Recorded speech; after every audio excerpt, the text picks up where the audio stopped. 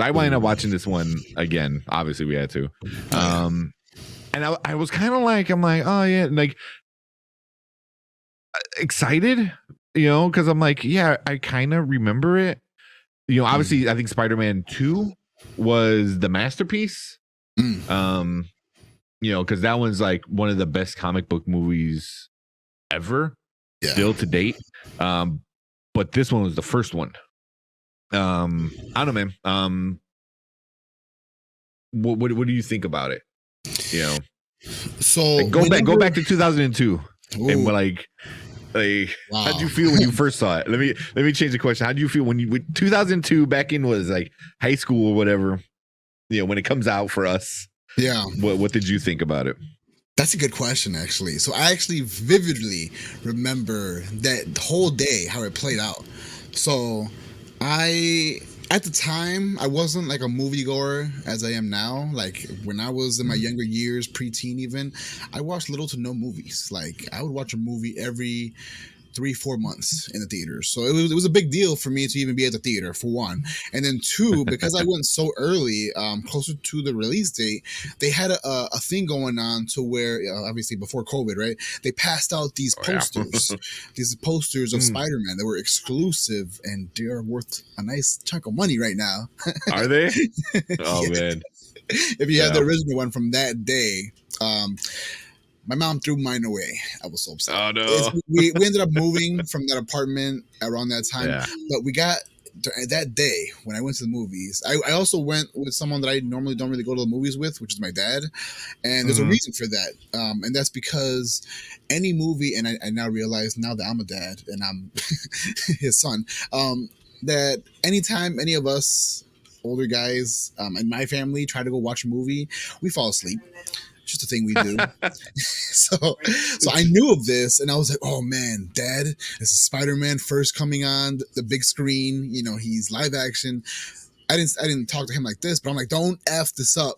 Don't start falling asleep. If you start falling asleep, I'm gonna like punch you, or I'm gonna do something to try to get your ass up, because I really didn't want to, I didn't want to get embarrassed by because he's a loud snorer too, like you'll know he's sleeping. So I didn't want anybody to get mad at him and then like look at me and be like, ugh, I didn't want any of that. I also didn't what else? I also didn't want to miss out on any part of the movie. So like I didn't want to like leave the movie early or nothing. So we went there, we watched it. I saw it late, which was terrible. A late show. No, I missed the first few minutes of the movie. Oh, I got you. So I got there at the scene where, when they're already at the school, or I'm sorry, at the where are they at even? Damn, the planetarium or something where the spiders are. Yeah, like one. No, there was like a museum or something like that. It was an expo, some kind of expo. Yeah. They're showing off newer generations of spiders and all this, biological testing and experimentation. They're showing off what's new coming to the world, So they have these genetically mutated spiders, and then the whole story. One bites Spider-Man or Peter Parker, and the rest is history. Because that day, I remember that I was just so overjoyed, kind of like how I'm feeling right now. Actually, kind of it all comes full circle, right? Yeah. I just felt so magical. It was like the first time where I'm like, wow, I'm going to see something that I've been wanting to see on the big screen, and now I'm going to see it. And that kind of sets it up for what we're going to be seeing real soon, which is, the whole multiverse kind of part of the whole MCU. And that's also amazing to see. Like, I can't wait to see that on the screen. I know you can't wait either. No, but that's kind of how my day went with the movie. I finished it. My dad did fall asleep. And so I had to like tug at his arm and like, hey, get up. And he got up. So it was successful. It was a successful movie. Ate some snacks. It was just a good time. And I watched it so many times after that. It came on the VHS at that time. And we rented it a bunch of times. I think we even forgot to give it back to Blockbuster. Oop, I can read myself. At least they're all business. Anyways, $200. I'm in debt for like $3,000. Anyways, from Blockbuster, you're gonna get a bill from Blockbuster if I can reach their lawyer team. Yeah. But that was my experience back in 2002, and I was 2002. I was like what 13 or something, so I was freshly like in cartoon. Is it 13? I can't do math, but I was around that age. What about you? How was your 2002 experience watching the first Spider-Man? This one, man, I don't remember going to the theater. I know I went to the theater for it, but I just don't remember. I really don't remember much, like the whole theater experience. I remember like being super excited for it, because it was like one of the first comic book movies, because I think we had X-Men by that time, and I hated it. Mm-hmm. So I was like, all right, here goes. Oh, I hated the original X-Men movies. They were horrible.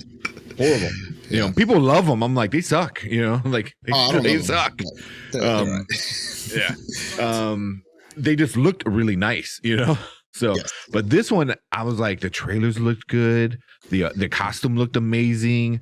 And I just remember being like in awe for it. I don't have like super like vivid memories like you do of going to the theater and seeing it, but I remember it coming out, and I remember watching it a bazillion times. That's probably why I can't remember the first time, because I watched it like so many times before the second one even came out. So but it's super excited. But real quick, because you reminded me, we haven't seen the new one yet. Today, as of recording this live, the premiere started. So like red carpet premieres. So people have been able to see it, right? We haven't seen it yet, obviously. You're going Thursday, right? On the 16th, I believe.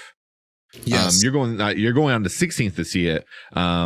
I'm probably going to go sometime in the weekend, obviously, for sure, to go see it. But as we're recording this movie, we don't know what's happening in the new Spider-Man. Not at all. The rumor is Tobey Maguire is supposed to show up. That's the rumor. That's what a lot of theories are. There's no proof, like so we're not spoiling any of that because we don't know what's going on. It's just whatever, like we hear in the news. So by the time this comes out on replay, the movie will probably be out already. So but so I mean, it was just amazing. How you said you felt then, you feel now. It's crazy because it's like 19 years later, and I'm still excited to go see another Spider-Man movie. That there's a good chance that Tobey Maguire might be in it. My wife says she's gonna cry. She says she's gonna bring her phone in the theater, and when the time comes, she's gonna have Snapchat on deck, right? And so when Tobey Maguire, or if Tobey Maguire shows up on screen, she's gonna record her own facial expression. I'll try to throw that on here if I can. that'd be awesome. Right? Like a little short of it. That's right. And I definitely want to get that reaction. But like every year, I've been excited, like really excited. I love Spider-Man. I would never have claimed him as my favorite superhero, but he's definitely top 3 for me. That's for sure. I love his story. A real underdog type guy, and I just I don't know, like just first Spider-Man and this Spider-Man, I just feel that special magic in the air almost that like I haven't felt in a while for a Spider-Man movie. I mean, I loved and this is, I guess, a weird thing to say, but I loved every single Spider-Man movie that's coming out, even the cringy third one from Tobey Maguire's days. Like my wife loves that one for all the dance. And geez, no. It had good potential. It just fix this damn door. yeah. I mean, it had the moments. I mean, one of the biggest freaking memes of all time is the dancing. Tobey Maguire in all black with the stupid dancing. Yeah. That's forever. Like I wouldn't be surprised if Marvel does something like that. Like they kind of even reference it in the Spider-Verse. They reference that. Awesome. So it's such a thing now where it's like it was so bad that it had its good moments. But yeah, we're not talking about number 3. We'll do another one about that one. Right. What Spider-Man is to you? Is what the Iron Fist is to me. Iron Fist. Yeah. I didn't mind the show. The show one. Yeah, right. Yeah. Spider-Verse was my favorite Spider-Man by so far. Oh yeah, for sure. And there was a rumor that Tom Holland was supposed to have a little cameo in that. That would have been cool. That would have been nice. Yeah. The show. I didn't hate Iron Fist, but we'll see what MCU does with it. I don't know. There's been a lot of rumors with the Netflix stuff coming in. Yeah. The show got bad rap, but it did great build up for the origin. Yeah, I agree. It was okay. The second season, I don't know if you've seen it. Second season was way better than the first season, I thought. Yeah, but yeah. So this Spider-Man. So what? After watching the movie again, 19 years later, new set of eyes. How do you feel about this movie now? Oh, I still really enjoy it from start to finish. It's one of the movies that, like, even though it's an older movie, and a lot of older movies, I can throw it on the TV and then take care of business where I can wash dishes. I can, like, sweep and mop. I'll do something. For this one, I like to sit down and really watch every scene. The freaking lines are iconic. One of my favorite, like, yes. I'll just randomly in life, I'll just be walking, doing my thing. I'll be at work. I'll be on the bus. I'll be having a conversation with the wife, and I'll just randomly just spit out, MJ and I, we're going to have a hell of a time. I just be saying this shit like that because it just sounds so funny. Or like when what's his name is like, Green Goblin's like, you either pick saving your girlfriend or suffer the little children. And he just sounds so William villainous. Is that a word? I don't even know. But he just sounds just like a villain, to where I'm like, that's my Goblin right there. That's my Green Goblin. You can't. William Dafoe. Yeah. But that was the one thing after rewatching it, all right, with like a new fresh set of eyes, or an adult pair of eyes, real quick. Daniel said we need a live action Miles Spider-Man for sure. I hope they pull him into this movie. I don't think they're going to pull him into this new movie. If they do, I think Sony's going to do it, and I'm afraid it's going to suck because Sony owns all the Spider-Man, everything Spider-Man, so they own Miles as well. And I'm afraid if they do it, I'm afraid that it might kind of suck, like Venom and Carnage. God. But yeah, I don't know. We'll see what happens, because Sony and Marvel, they are playing nice. So no, Sony. Yeah. So I think Sony would be the ones to do it, which would kind of we'll see. They need to get the people who make Into the Spider-Verse, and they're like, okay, do what you did here, but with real people. Yeah. So, yeah. But yeah, so yeah, I would love to see Miles Morales. He was always, when they first introduced him in the comics, I was amazed. People hated it because they killed Peter Parker and they brought in Miles. People were pissed. Yeah.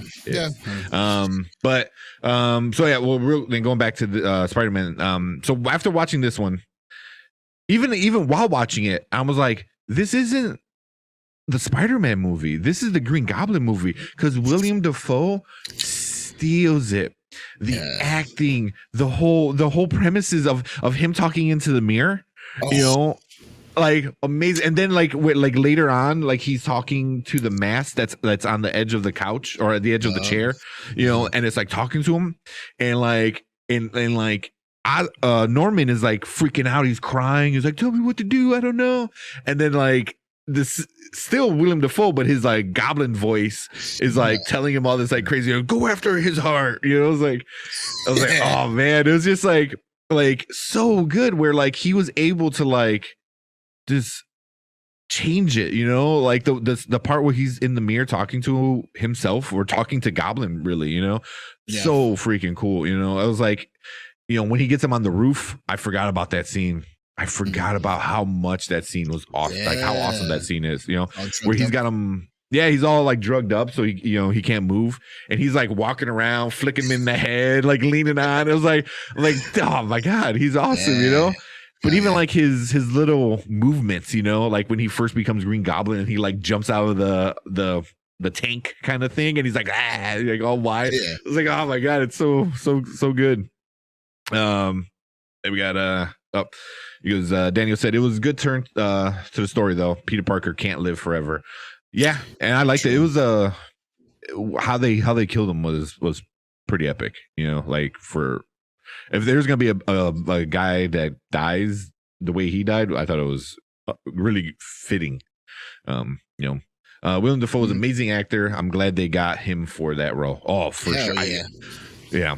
And then I've been a huge fan since the Boondock Saints. Oh yeah, I knew he was gonna be an amazing Goblin.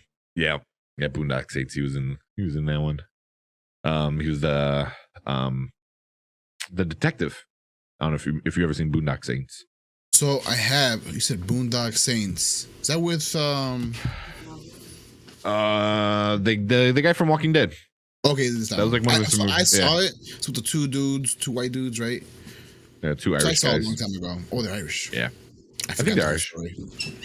Yeah, but I forgot he's in there. Like, that's crazy. Yeah, he's the one in the room, and he's walking around. And he's like figuring out what they do, and he goes, "There was a firefight." You know, Norman Reedus. There you go.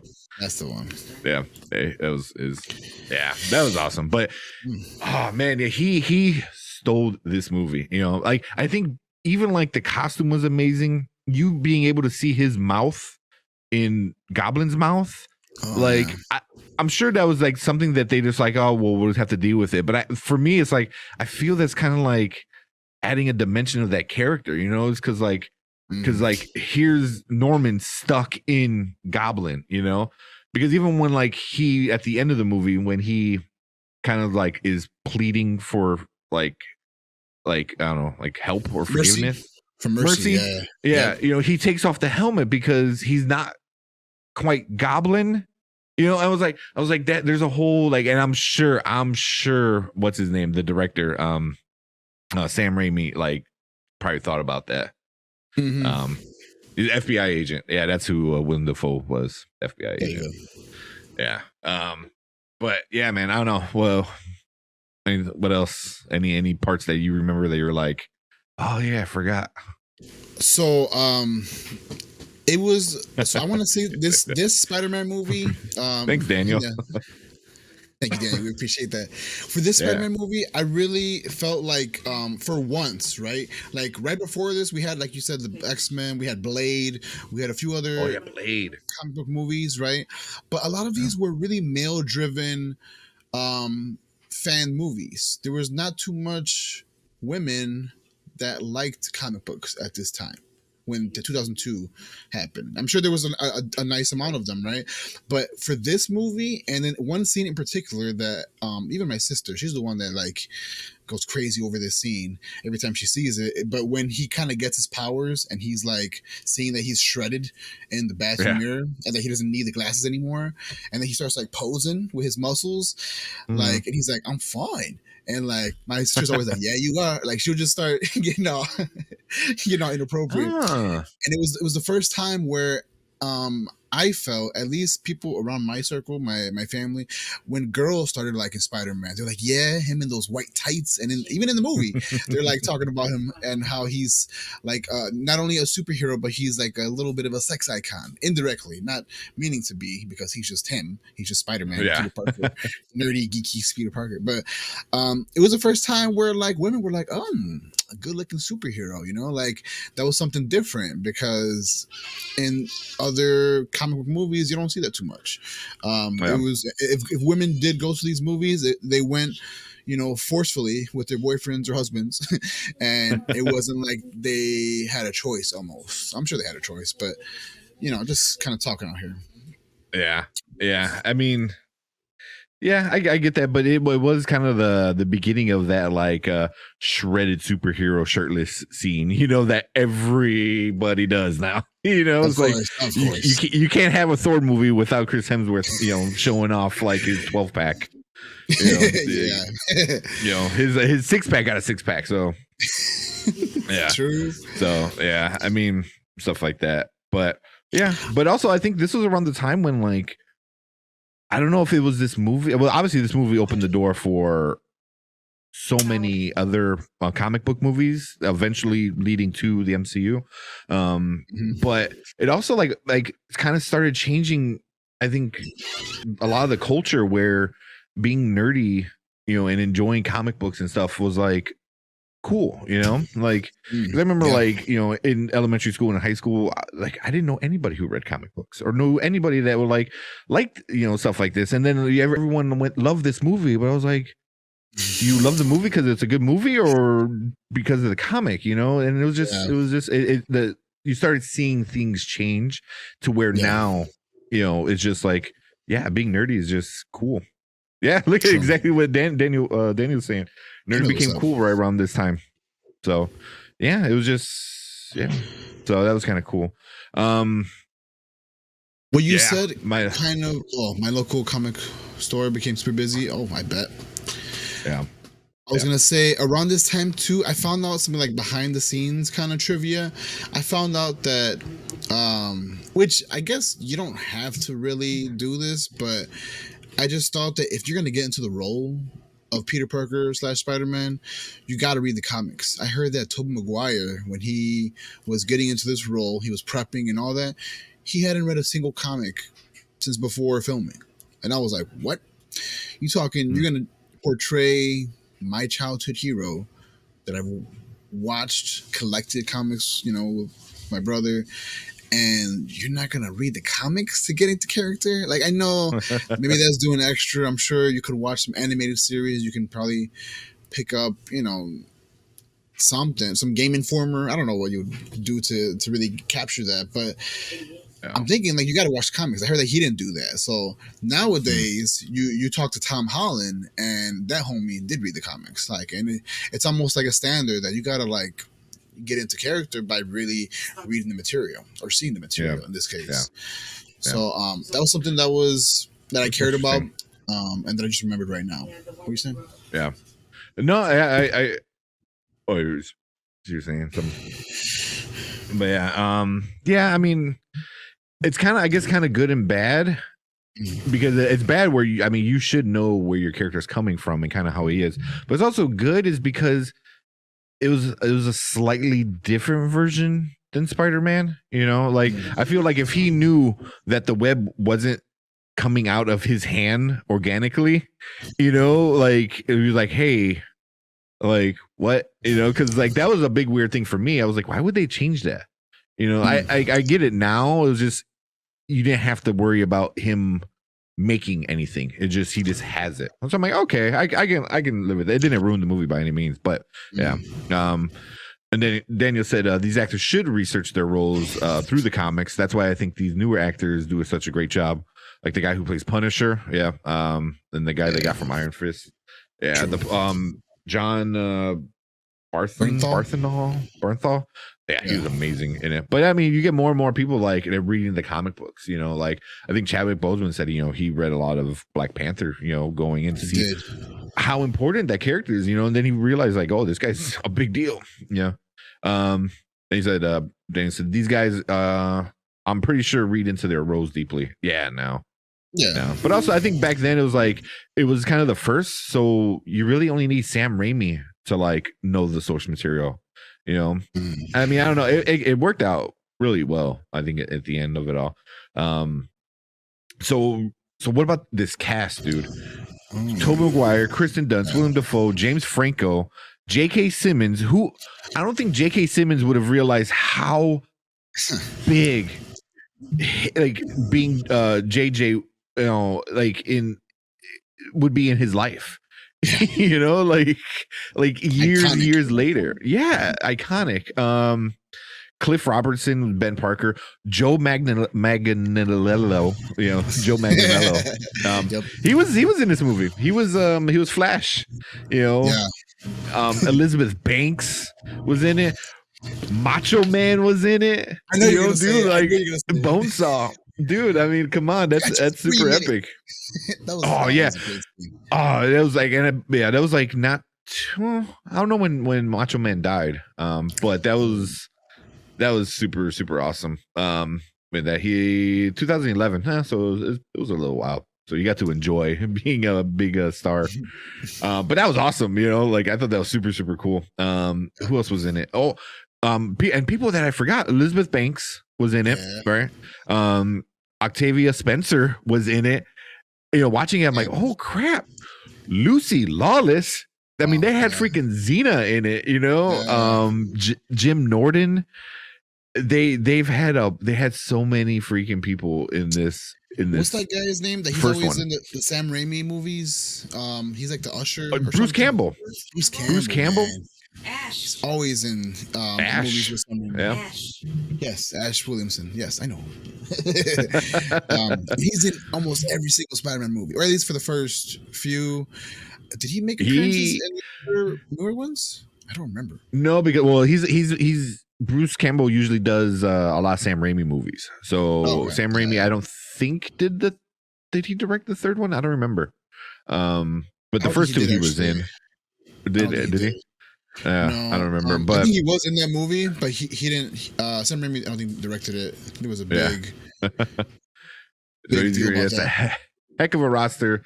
I don't think there's been such a rich roster for comic book movies up until then. Oh, no way. Yeah, everything was always cheap, kind of B-list actors. Yeah. Ash. Yeah. Ooh. Real quick, what was your take on MJ? I liked her. I'm not a big fan of Kristen Dunst even before, you know, seeing this. I mean, I think the only thing I ever remember seeing her in before this movie was Interview with the Vampire. Like, that one? Oh, I thought you were gonna say another one. Jumanji. She was in Jumanji, but in her Interview with the Vampire, she was the little girl vampire that they convert. That's the first time I remember seeing her, and I thought she was cool. And Jumanji was like, she was cool in Jumanji, but obviously Robin Williams. Of course. So I was kind of like whatever about her. I didn't care too much. You know, she was supposed to be the pretty girl. You know, I think even now, while rewatching it, the screaming was a little much. I'm like, oh, you know, but you know, that's kind of how it was supposed to be. Till this day, it always in the comics, you'll see like the kind of dialogue that MJ uses. I thought, or I always got and even the animated series had it down where she would use these like sayings to where it made me think she was like country or something. I didn't get any of that from Spider-Man 1 or any of the Spider-Man Sam Raimi movies, where she would just be like sugar, or she'd be like, how you doing, hun? Or go get him, tiger. In the second one, she uses the go get him, tiger, but it was just so forced. They didn't even do it the way she would normally do it in the comics. That bothered me. Like, also too, in the comics, I remember her wearing a lot of like leopard print or some kind of like, she'd wear like zebra print or something. And not that it was a big part of her her wardrobe. It didn't tell any story about her, but I just remember seeing that, and I'm thinking, oh, she's kind of like an extravagant girl that sounds more country than I think, and I didn't get any of that from the Sam Raimi movies. I wonder at some point if this ever gets another reboot, which I'm sure it will. I wonder if they will go with an MJ. I hope they go with an MJ that will talk more like how I remember her. But she was okay. More comic book. Yeah. They sexualized her a lot in this movie, especially. I think she was cool with it, which was weird because they really like showed off her body really, really bad. Or not bad, but they're really like, what's the word? Really the rain. Yeah, the rain scene. Like, yeah, she was a pretty face, but didn't really do the role justice. Yeah, that's why I'm like, I didn't hate it. I didn't love it. She was just this redhead that was always like in trouble. You know, it was like, that's why I was like, it wasn't too far off the comic books where you're like, what? But it was also like not 100% accurate. It was like somewhere in the middle, which I didn't mind. And, you know, so, I mean, she's also like not the main character. She's like a drive for Spider-Man, obviously, but she's not, you know, the main character. But they definitely like sexualize her a lot in that first one. Let's see, that rain scene was they knew what they were doing. Like it was very cold rain, and she had a very thin shirt on, so she didn't even like that. Yeah. Scene. She said that was the most unromantic scene she's done, or something along lines of that. Don't quote me on that part. But in an interview that I saw her go through, she mentioned that like it was cold, she was uncomfortable. Yeah. I don't think anybody likes being in wet clothes, but she was in wet clothes and having to redo the takes. That must suck. So. Yeah, I mean, even Tommy McGuire said he didn't like it because he's like hanging upside down and like rain's just drowning him from his nose, and so and then you have to like. He was actually upside down too for a long time. So if you look in the movie, his neck veins and everything is so strained. It's ridiculous. Yeah. It's not edited in. That's actually how his neck was, because he was literally upside down for a good amount of time, enough to like probably. Forget your lines, maybe even. I don't know if he was that spaced out. Yeah, he was definitely hanging there. Yeah, but she was all right. I didn't hate her that much. I mean, it was what it is. Yeah, I mean, I'm trying to think of anything else that was like really big into it. But I mean, I thought the origin story was a great Spider-Man origin story. Like better than the first reboot, and I'm really glad that they didn't like do the origin story again for Holland, the MCU Spider-Man, for the Holland one, because I was like, just go watch this one. You got it. Yeah. So more or less, so yeah. I didn't mind that. But anything else that you can think of?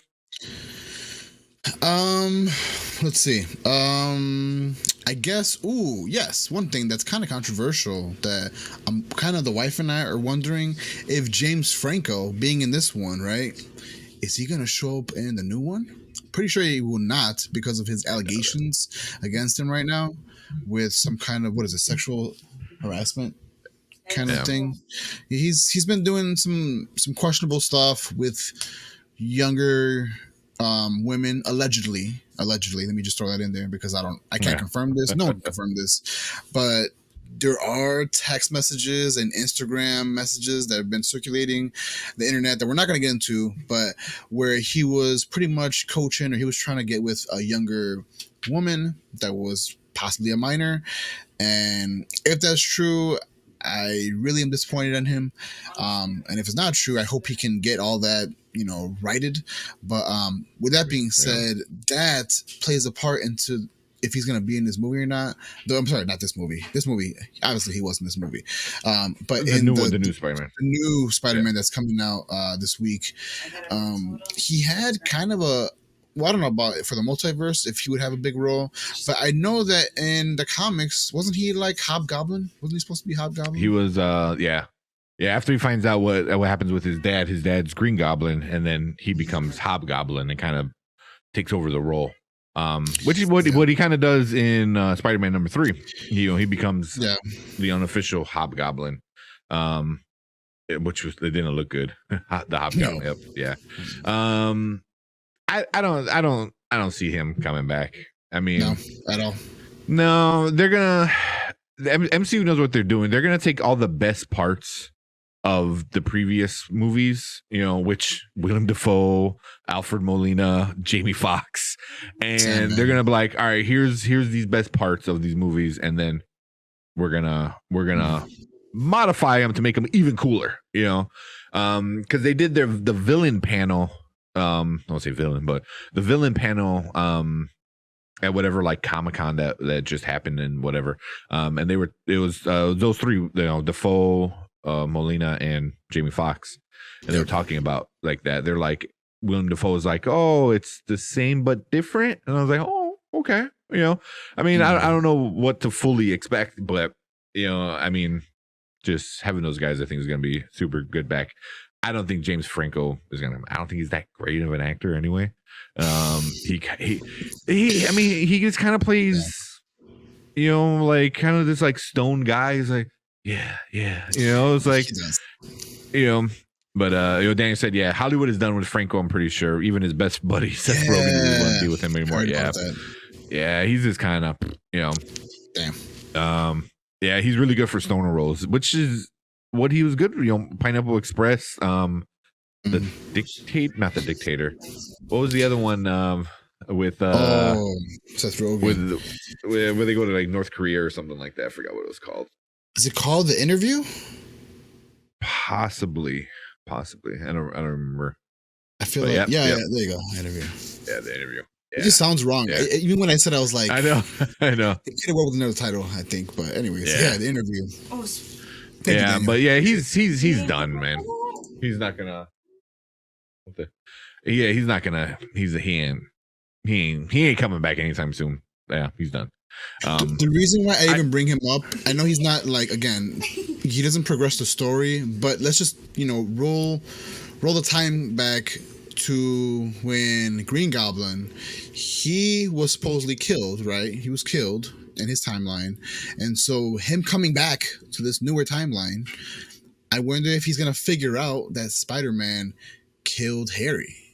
Because spoiler alert, I know we're the spoiler kings, but in Spider-Man 3, doesn't he die or doesn't? I don't. Didn't he die?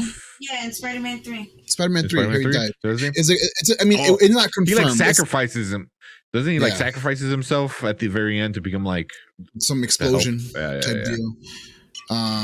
So they bury him at the end. They buried him.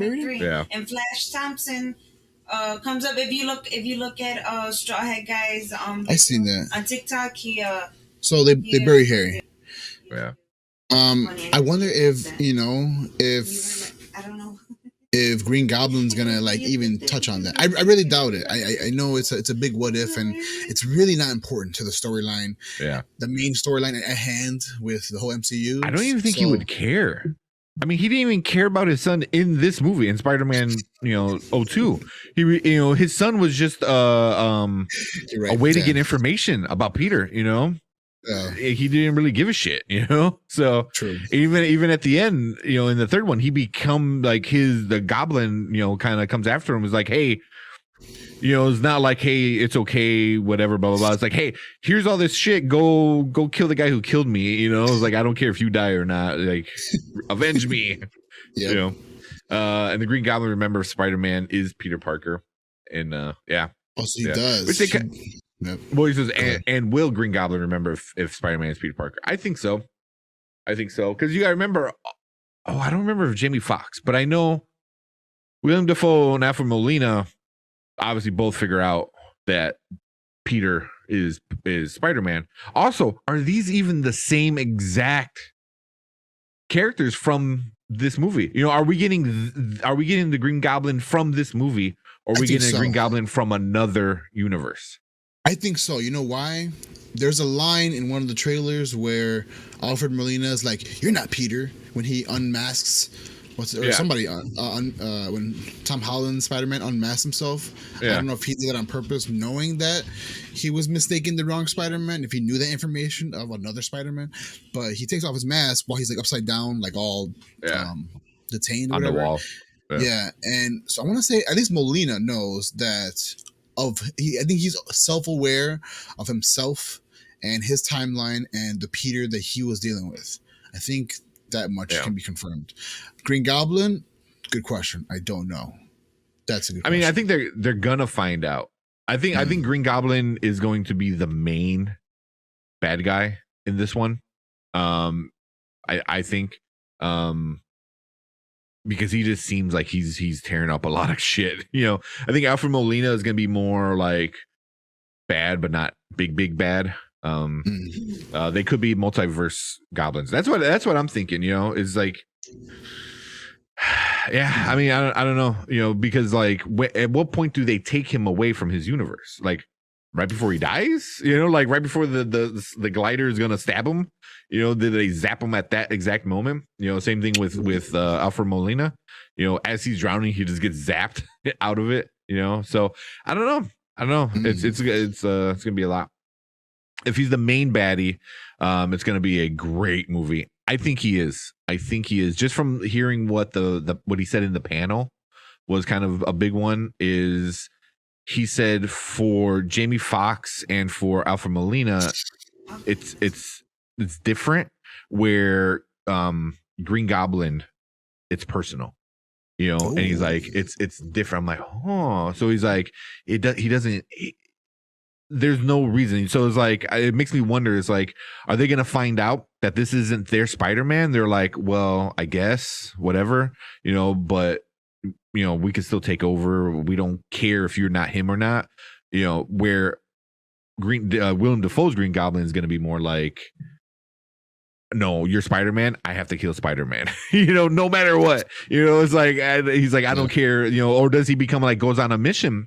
Does he go on a mission and goes throughout the multiverse and goes after all the Spider-Men? You know, at that point, he's like, I can kill a bunch of Spider-Man. You know, I don't know. I mean, I'm so excited about what's gonna happen that it's like, you know, the chess pieces, but you don't know how it's gonna play out. You know what I mean? Like, you know, all these characters are there, and I'm super excited about it. You know, and I think Kristen Dunst is there's a rumor that she was on scene or on set for this movie, so she might show up too. I don't know, but I mean, we're getting a little way off topic because I know next week we're gonna talk so much about the new Spider-Man. Definitely. For sure. I know me and Brian on Thursday. So if you guys are watching, go check us out on Did We Just Become Best Friends? Link in the description. Me and Brian are on Wednesdays. Excuse me. On Wednesdays, we're gonna break down the Hawkeye and then, you know, talk other nerdy stuff. So if Daniel, you're a big fan of like the nerdy stuff, come check out me and Brian. We go hardcore with the nerdy stuff. Oh yeah. But yeah, next week we're doing Spider-Man No Way Home, and I'm pretty sure we're just gonna sit here like with our minds blown. We're like, what? So I'm super excited. He's like, I'll be there. Yeah, it's gonna be fun. But yeah, man. So with these classic reviews that we do, it kind of got a little off topic, you know. But the question that we do with this is, does it hold up still? So this is a 19-year-old movie. Does Spider-Man, the original first Spider-Man from 2002, still hold up in 2021? What do you think? Here's my answer. Yes, and yes. And here's the reason why. Touches on a bunch of tropes, as you call them. So like, one is the whole, you know, the whole tragedy of losing your loved ones and then you try to avenge them type deal. We get a little bit of that, right? And so that telling of the story is beautiful within its own. Then you get the whole Peter getting bullied in the beginning. Everything's so relevant to today. Like, all of these things could happen today and it would still be a classic movie if they were to release this bad boy today, in my opinion. And then the whole storytelling and the whole, you know, performance that Green Goblin does, like how you said, he kind of steals the movie, especially watching back. Yeah. He just made this movie so tense with his, you know, antagonizing everything, you know, his messing with his girl, you know, MJ, messing with Aunt May at the freaking, you know, when she's in her home or something and blows up her place. Like, that was crazy. Remember that? Yeah, she was doing the prayer. Prayer. Finish it. He's like, finish it. And she's like, from evil. She's like crying on the floor. That was genius, by the way. That scene was awesome. Oh, that was awesome, man. Yeah.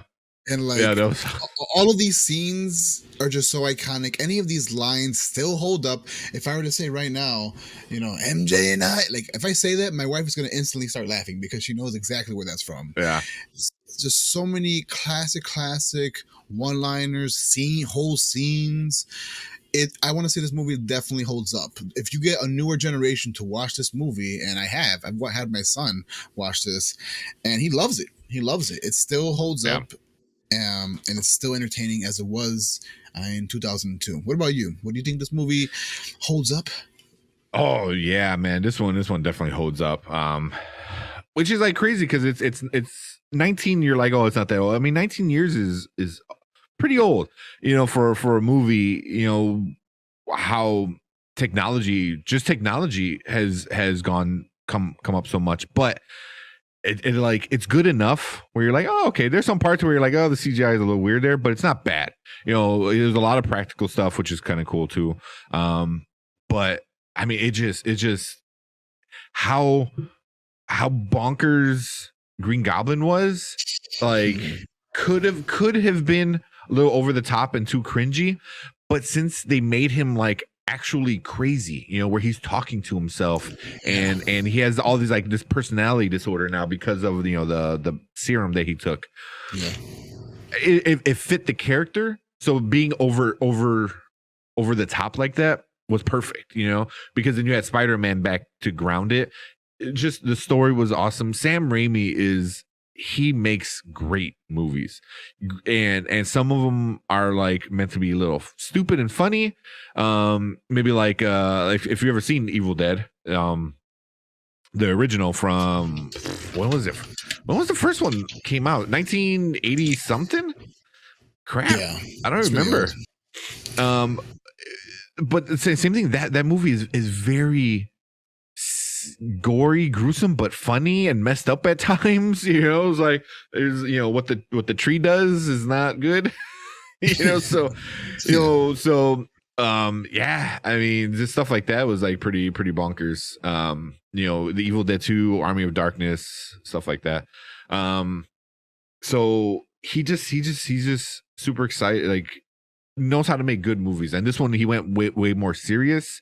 And it fit it, it fit really well. And I think this movie definitely helped make number 2 be the classic that number 2 is. And maybe eventually we'll talk about Spider-Man number 2 from 2004, because that is almost a perfect movie, like legit. But it really feeds off of what happened in this movie, Like you need this movie for that movie to be great.